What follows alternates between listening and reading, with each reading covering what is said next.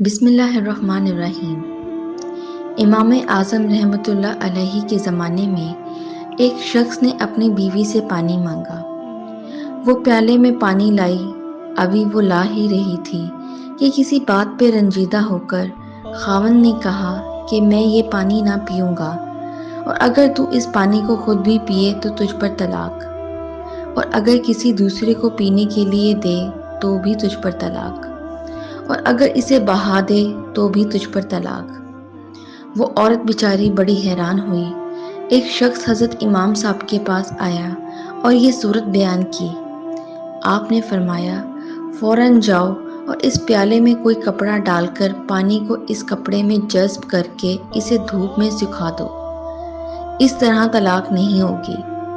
رب کائنات نے حضرت امام اعظم رحمۃ اللہ علیہ کو اپنے فضل و کرم سے ایک خاص سمجھ عطا فرمائی تھی، جس کی بدولت آپ ایسے مسائل کو جن کی تہہ تک آج کوئی بڑے سے بڑا فلسفی بھی نہیں پہنچ سکتا، پل بھر میں حل فرما لیتے تھے۔